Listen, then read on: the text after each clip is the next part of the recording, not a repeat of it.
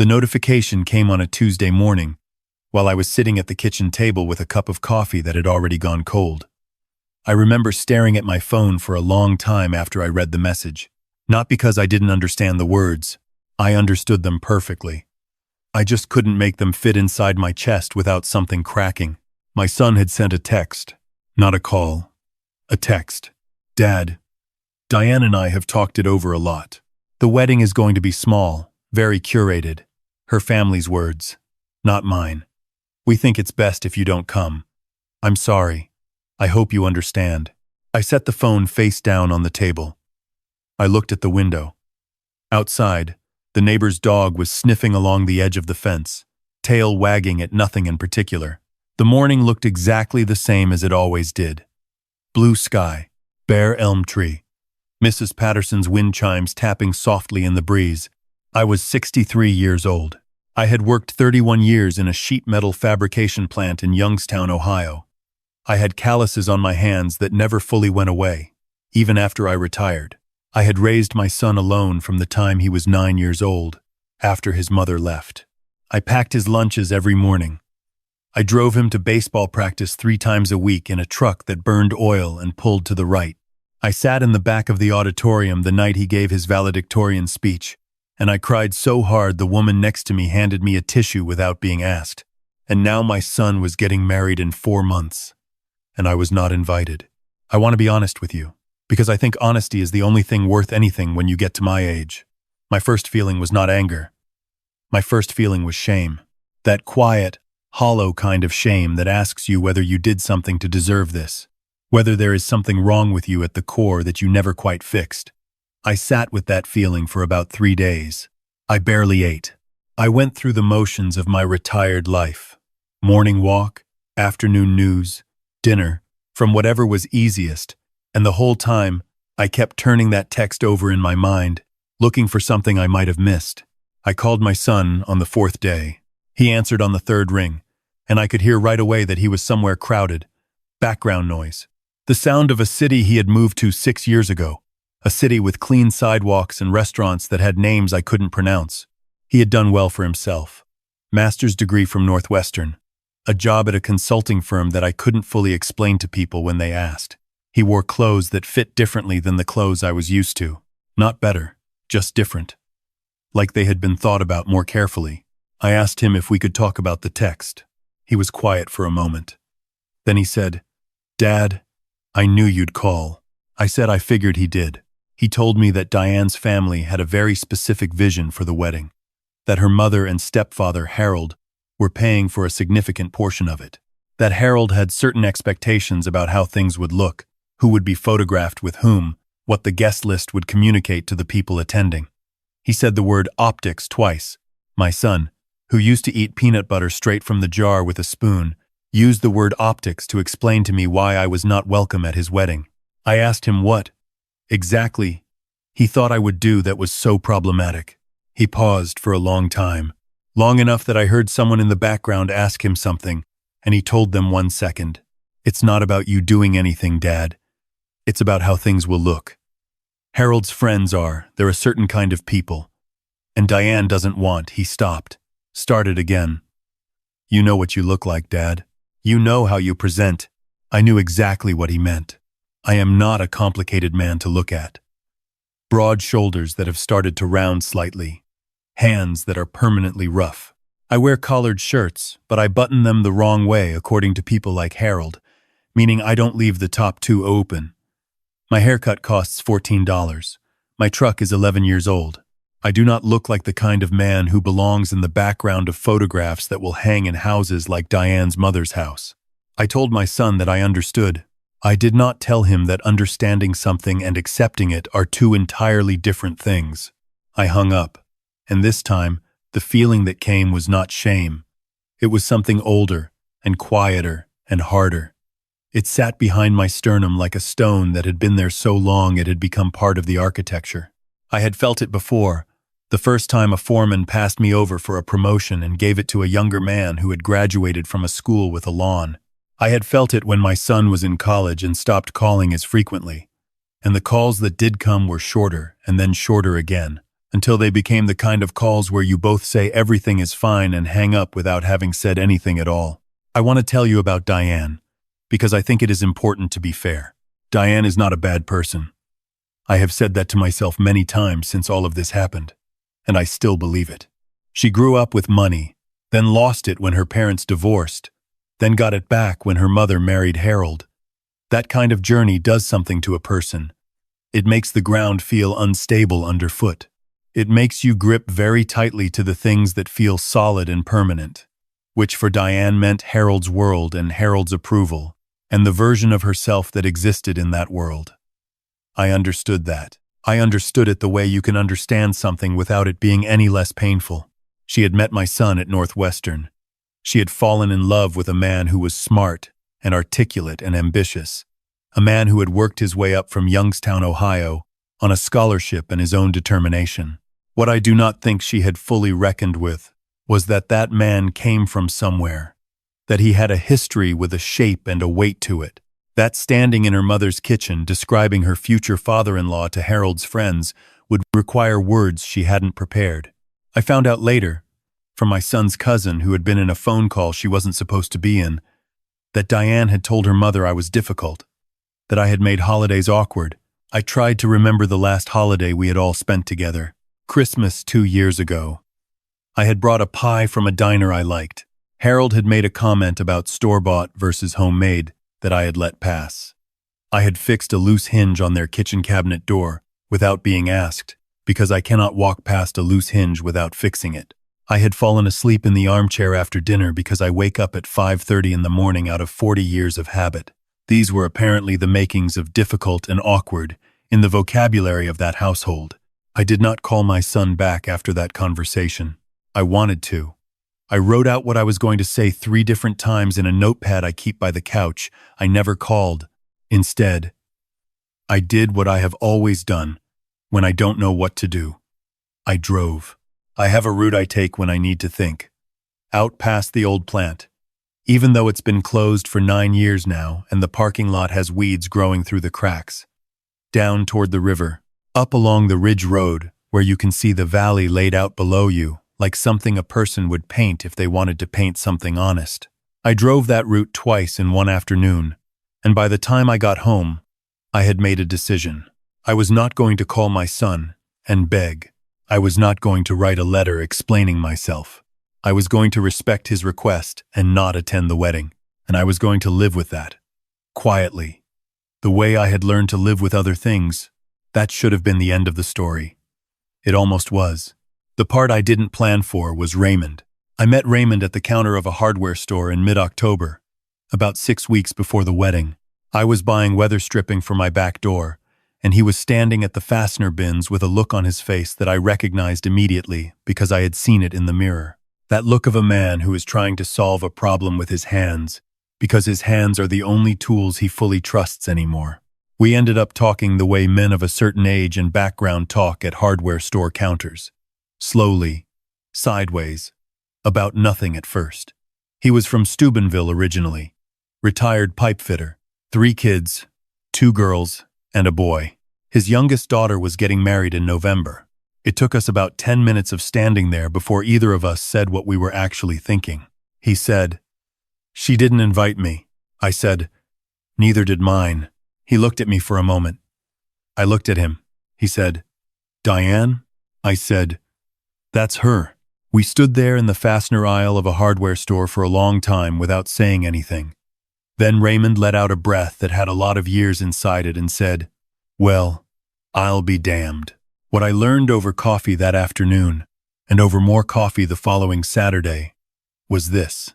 Raymond Kowalski had been Diane's father before Harold had been anything at all. He had worked double shifts to keep the lights on during the lean years. He had coached her softball team.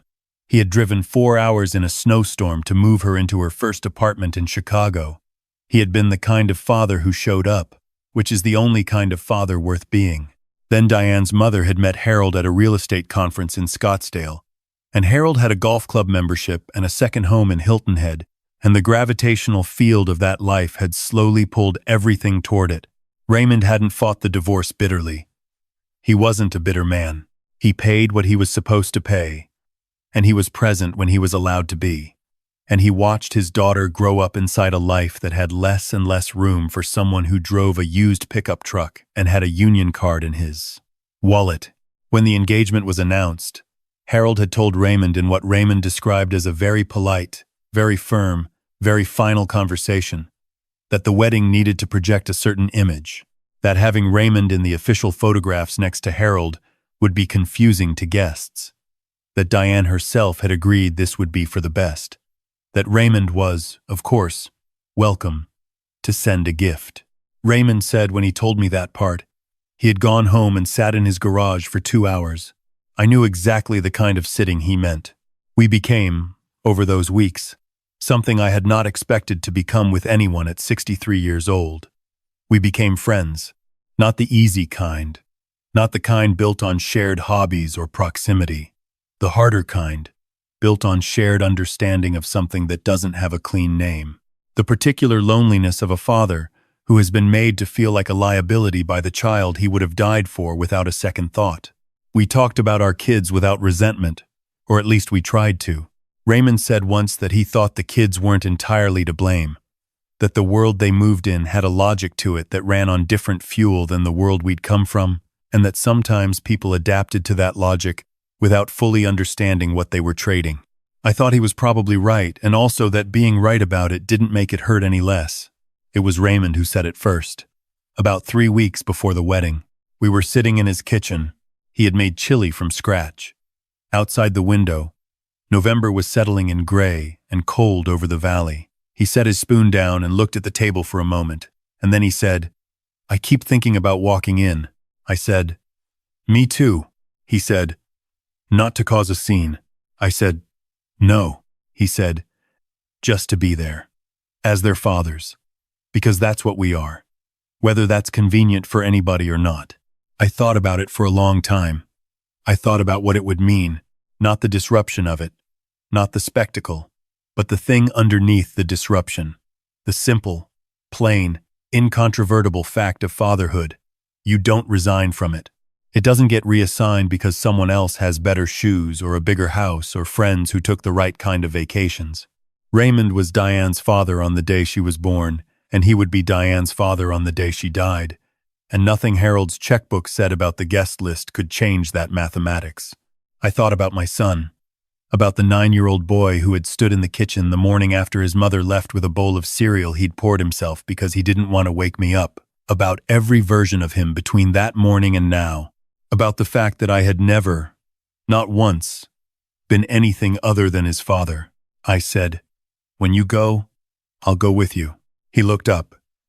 He nodded once. We didn't say much more than that.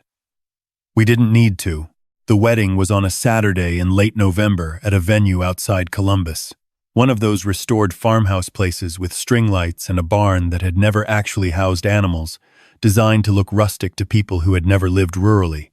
I had driven past it once to know where it was and what I was walking into. We agreed to arrive after the ceremony had started and the guests were seated. Not to interrupt, not to stand at the doors making a statement, just to enter, quietly, to find seats in the back, to be present. Raymond drove.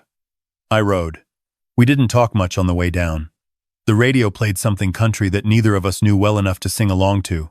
Raymond drove the way he did everything, steady and without excess, both hands on the wheel. When we pulled into the gravel lot, I sat in the passenger seat for a moment and looked at the lights strung along the fence line, gold and warm in the cold gray afternoon. I could hear music from inside, something orchestral and soft.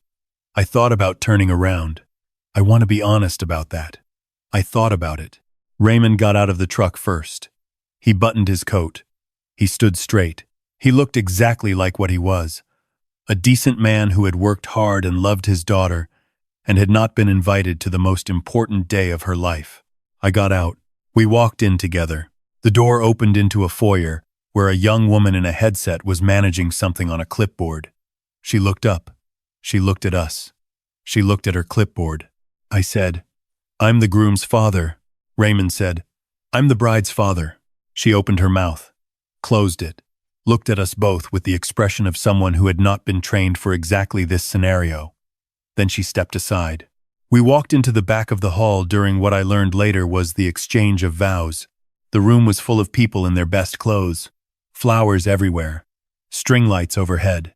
At the front, my son stood at the altar in a suit I had never seen, facing Diane, who was beautiful in the way brides always are, in the particular light of a moment that cannot be recreated. I saw Harold in the front row, silver-haired and broad-shouldered, and possessing the absolute confidence of a man who has never doubted his right to take up space anywhere he chooses. I did not look at Harold for very long. I found 2 chairs in the back row, at the end, half hidden behind a decorative column with greenery wound around it. Raymond and I sat down without making a sound. The person nearest to us, an older woman in a blue dress, looked over and smiled briefly the way people smile at strangers in church. We smiled back. We watched our children get married. I will not pretend that it was easy. I will not give you the clean version where I sat in the back with quiet dignity and felt nothing but peace. There was a moment when the officiant said, "Who here loves this man and wishes him well?" And the room was still, that I put my hand flat on my knee and pressed down because I needed something to press against.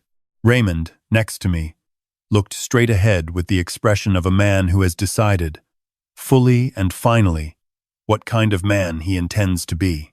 My son said I do in a voice that was clear and certain and older than I somehow expected. Diane said I do and started crying immediately, and the room made that collective soft sound that rooms make when something real happens inside them. I thought, whatever else is true, my son is happy. He is here, in this room, and he is happy, and I helped build the person who is capable of this happiness. I did not do it perfectly. No one does. But I did it. And it is real. And it is in him. And it will go forward with him now into the rest of his life. That was enough. It had to be. I decided it was. After the ceremony, during the movement of guests toward the reception hall next door, was when my son saw me. He was walking with Diane, accepting congratulations from a line of people, and then he looked up, and our eyes met across a room full of flowers and strangers. I watched something move through his face that I had seen there before, a long time ago, when he was very young. Something that came before he learned to manage his expressions around people who were watching. He said something to Diane. She looked up. She looked at her father, standing beside me. Her expression was more complicated. A country I didn't have a complete map of, but I saw something there that was not entirely what I had expected to see. I had expected anger. What I saw was closer to grief. She crossed the room before my son did. She stopped in front of Raymond and stood there for a moment without saying anything. Then she said, "Dad." Just that. Just the word. Plain and unadorned. Her eyes were still wet from the ceremony. Raymond looked at his daughter for a long time. Then he opened his arms. She leaned in her wedding dress, in front of Harold's friends and the photographer who had been hired to document this perfect and curated day, and she held on to her father the way a person holds on to something they have been telling themselves they didn't need. My son reached me a moment later. He stopped about a foot away. He was taller than me now, had been for years, but in that moment, he had the specific quality of someone who is smaller than they look.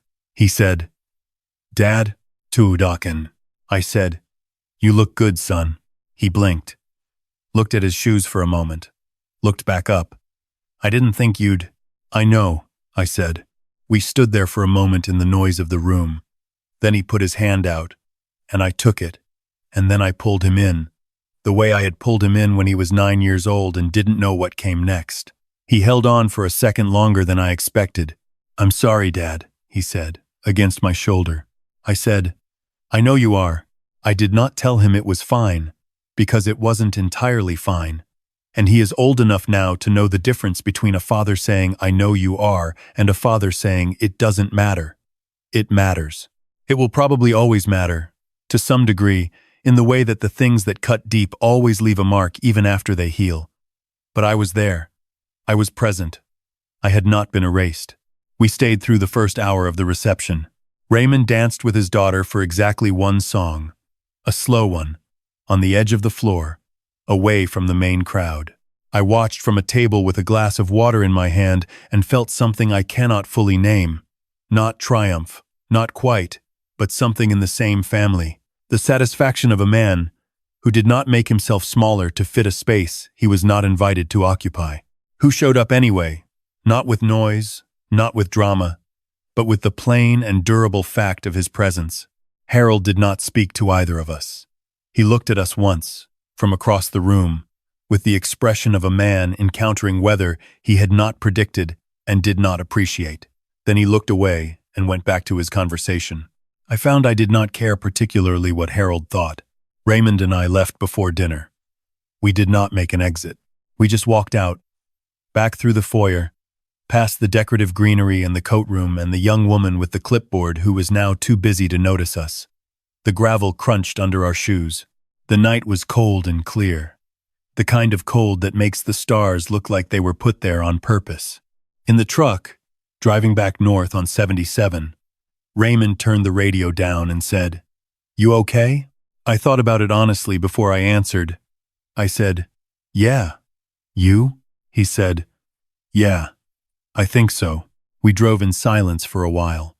The valley came back into view as we rose over the ridge, the lights of Youngstown scattered below like something someone had dropped and left there.